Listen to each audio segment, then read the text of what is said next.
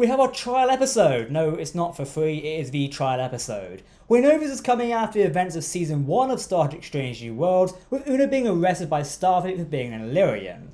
But how did this episode hold up? Star Trek does have a long tradition of trial episodes, from court-martial in the original series to fan favorites like The Measure of a Man and the Drumhead from Star Trek The Next Generation. In my view, this episode stands as some of the best trial episodes Trek has ever offered. It is very Star Trek in the message it means to impart. Ad Astra per Aspera is the title of the second episode of Strange New Worlds Season 2, which means, to the stars through difficulties, which very much sums up this episode. Through hardships, Una has made her way to the stars, but will Starfleet allow her to continue serving? So, the editing of this video might be a bit different. Our previous review of Star Trek Strange New Worlds Season 2 Episode 1 has been copyrighted by Paramount. Not just the section we use their footage, which is fair use by the way, but they have even claimed the video sections of my face on screen. Paramount, you don't own me, by the way. Anyway, just keep that in mind while watching this review. I'm sorry the editing might be a bit different, but there is literally nothing we can do. Enjoy the video, and we appreciate your support as always. Spoiler warning, this is our full review of Strange New Worlds' second episode of Season 2. As such, you have been warned. If you've not watched this episode, why not? Turn away now. Welcome to Trek Central, I'm your host Captain Jack, and let's get into it. Before we warp into this video, if you want to keep up to date on all the latest Star Trek news, lore, and more, then hit that subscribe button to never miss a video from the team here at Trek Central. Okay, engage. Starting off with this review, we can just say how well Yetide Batake plays her role. The actress guest stars as Nero Katol, the legal counsel recruited by Captain Pike for Una's trial. Yetide is a big Star Trek fan and has spoken in previous interviews about wanting to be in the show. Finally, she's made it. She sold this role really well, and it was a breath of fresh air watching someone play such a different role in both Star Trek and in character in general. Nero is not only an amazing character, but was extremely clever as a character who is good at her job. Only by looking back do we see how carefully she manoeuvred her pieces during the trial. We learn more about her story through the trial, her friendship with Una, and why Una left her. Her cousin was arrested for being an Illyrian, which now makes more sense. One of the aspects of this episode which I think is extremely strong is the world building this offers. We made this point in last week's review that Pele's relationship with Amanda Grayson had the issue of making the Star Trek world feel a bit smaller. We have a similar instance of this in this episode, with Admiral Pesalk being a colleague of Sarek, Spock's father.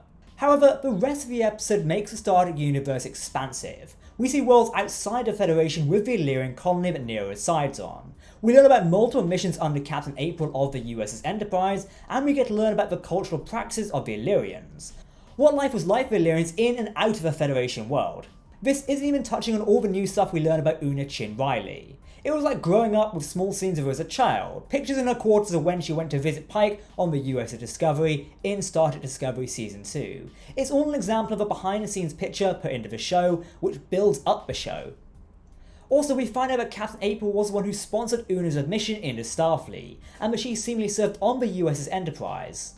Not just that, but how she met Pike when he gave a speech at the test flight at Starfleet Academy. Pretty cool.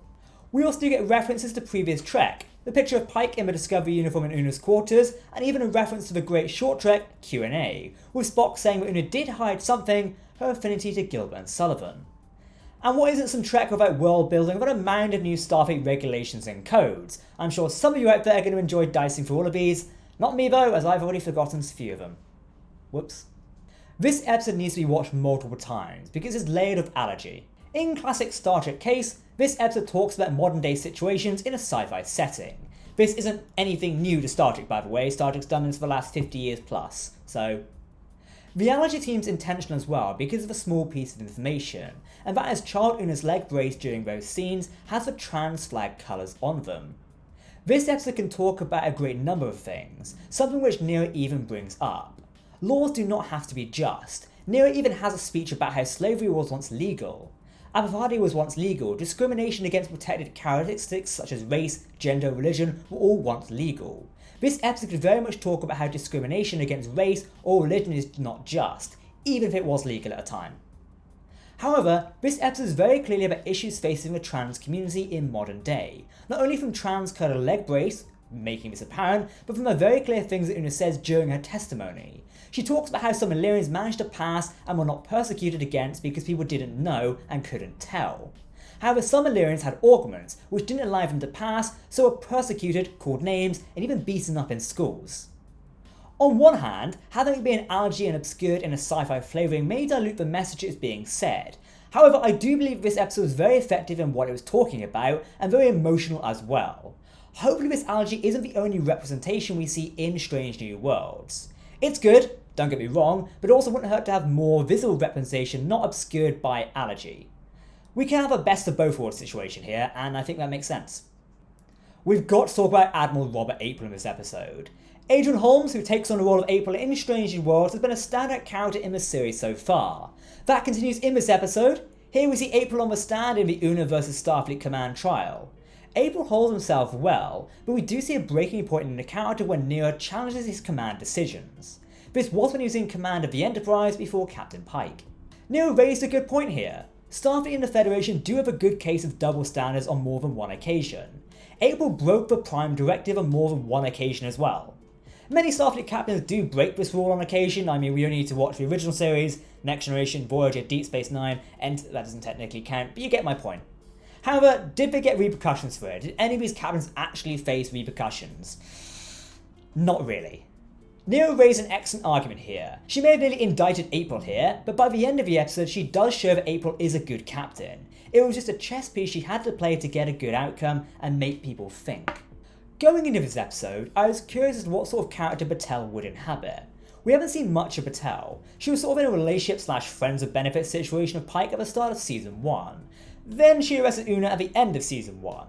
I had hoped she would take on the Riker role of this episode, as when she arrested Una, she did say she didn't want to do this. The Riker role is having to persecute someone but not wanting to do so, just being forced to do it, just like Riker in The Measure of a Man. This was the case, but in a slightly different way. Batel comes to Pike and makes sure he doesn't testify because she doesn't want him to fall as well. Knowing that he probably knows that Pike knows about Una's identity, she was very good and doing her job to the best of her ability to persecute Una. She managed to call in favours to get a good plea deal for Una's benefit, and you can see the relief in her when Nero asks her to read Starfleet Code 8514, which is about asylum in Starfleet for persecuted people. The one thing I don't understand about Batel is not only is she a Starfleet captain, but her boss is the Judge Advocate General. We know in Discovery that councils can climb up the ranks and become admirals, having ships themselves along the way. So does this mean Batel has a lore base and she serves but is also a captain in Starfleet? Again, it just adds flavour to the world of Trek and I guess it makes sense. We do see a lot of Captain Pike this week. It's great we missed Pike last episode, but we see so much devotion from him to Una. His willingness to travel to the Volterra Nebula and almost suffocate to get the best legal aid for his first officer. His anger towards Batel for fighting for an unjust law even is her job.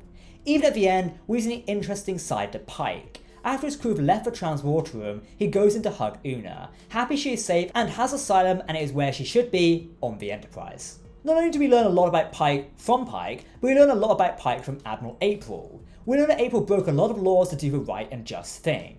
We find out the reason why Pike made Una his first officer is advice from Admiral April. Having a first officer who is willing to say, you are wrong. Just getting the story on Pike and the Una of the Academy is great and again, fantastic world building from Star Trek. Pesalk is a fantastic character, simply for the fact he does not speak for the vast majority of the episode and yet exudes a dread of what he might say. It's really interesting. We first see him at the charges against Una are racked up massively to dishonourable discharge and 20 years in a penal colony. We know this didn't come from Captain Batel. She wants a good deal for Una, so from a storytelling perspective, we as the audience know this came from a random Vulcan admiral who's just appeared out of thin air. In the mess hall of the Enterprise, we see Pesalk and Spock talking from a distance. Ortegas is mocking them, thinking they're getting along well, but M'Benga knows Vulcans. He has done a fellowship on Vulcan after all. He knows these two men are arguing in a Vulcan way. This is a great little thing from M'Benga, reminding the audience that he's pretty knowledgeable about Vulcans.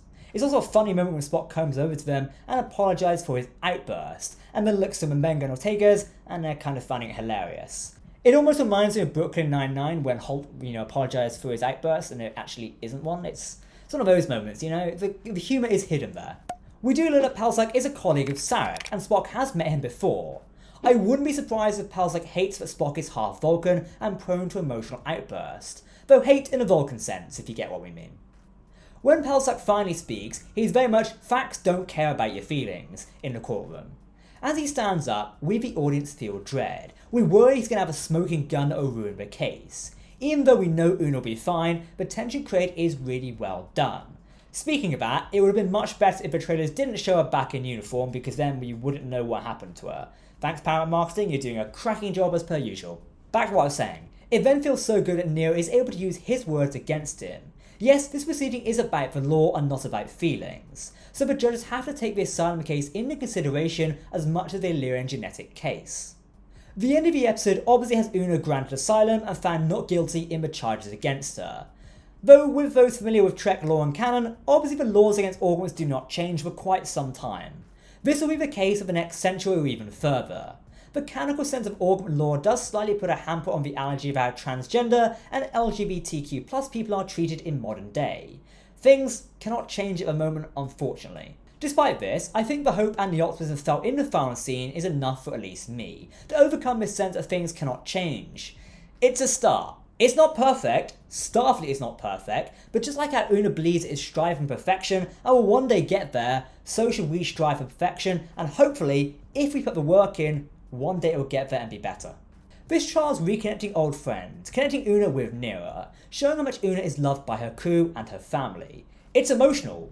We even have Nero saying, yeah, she doesn't like Starfleet, but she's happy to see her crew serving under an Illyrian and think of her as family and not just as the other one. Ad Astra per Aspera is written by Dana Hogan and directed by Valerie Weiss. The directing of this episode was extremely good. There are particular shots which are crafted in such a way that amazed me. One such scene was Nero walking out of Una's cell and the door closing. However, a small horizontal window was just at the right place so we could see Una's face. So not only do we get the door closing representation of how Una feels, shuttered and isolated, but we can also see those emotions on Una's face played fantastically by Rebecca Romaine. Another fantastic shot was when Spock, Mbenga and Lan were giving her final words in the testimony. We had the camera centered on their face in the center chair, and as each character said what Una meant to them, a mentor, a friend, it cut to who was saying this with the camera still in the same place. This gave a very effective understanding of what Una means to these characters, and enhanced an already emotional scene. The writing of this episode was handled so well, and had many amazing small and big moments that are worth celebrating. Starting with the writing of a trans allergy, having it be centered around the treatment of augments is tough. As said, we know things don't get better anytime soon in the Star Trek universe, which very much sucks for this allergy, but still, however, this episode managed to contend with what is a canonical fact, and still provide hope after giving an amazing episode. It's fantastic. Small elements such as how the episode set up a feeling of dread and tension arising from Admiral Pesalk, when Mbenga Ortega is just hanging out in the mess hall, Nero comforting Lan and her feelings about Khan's augmentations, maybe being passed down to her. This episode excels at these small character moments which tell us just so much with so little time.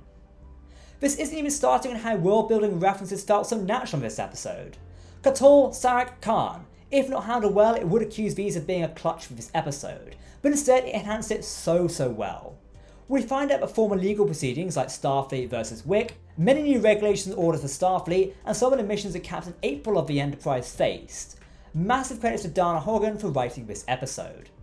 Finally, the star of this episode was Yetide Bagtki. She gave her all to everything that was given to her. The writing was great for Nero K'Tol, giving her a sense of a well fleshed out character. We got an insight into her feelings about being abandoned by Una, and what this case means to her. There would be nowhere if Yetide did not bring her A game, which she did, and even more. I want to see her in Star Trek again. The emotions on her face as Una is saying why she abandoned Nero, still trying to maintain her confident persona, but knowing she and Una's words mean so much to her. Comforting Lan about her possible inherited augments, standing toe to toe with not only Anson Mounts Pike and Adrian Holmes' April, but having her character as well outplay people like Admiral Pesalk. Yetide was amazing. She stole the episode and earned herself a place in the ranks of some of the great characters in the Star Trek universe. I thoroughly enjoyed this episode, as you can tell, and if we're going to get more strong, well written, well acted and well directed episodes of Strange New Worlds, I look forward to the rest of the season. Strange New Worlds Season 2 has a new episode releasing every Thursday on Paramount+. If you want to catch our reviews, you can find us here on Trek Central. So, what do you think of the second episode of the second season of Strange New Worlds? Did it live up to the prior trial episodes of Star Trek? Let us know in the comment section, because if you're talking Trek, we want to hear about it. Make sure to subscribe to Trek Central, as we'll not only be reviewing every episode on the day, but also doing some preview analysis of episodes as trailers drop, theory videos and other explanation videos as we get more of Strange New Worlds Season 2.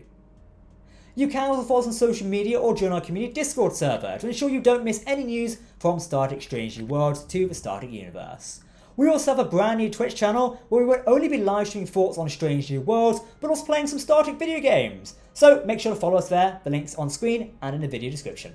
But for now, it's that time of the week where I wish you all a good day and we'll see you next Thursday. I have been Captain Jack here on Trek Central. Thank you so much for watching. Do let me know your thoughts down below in the video comment section, and we'll see you the weekend for our Star Trek Starship video. If not, I'll see you next week for more Star Trek preview content for Strange New Worlds. Live long and prosper, my friends.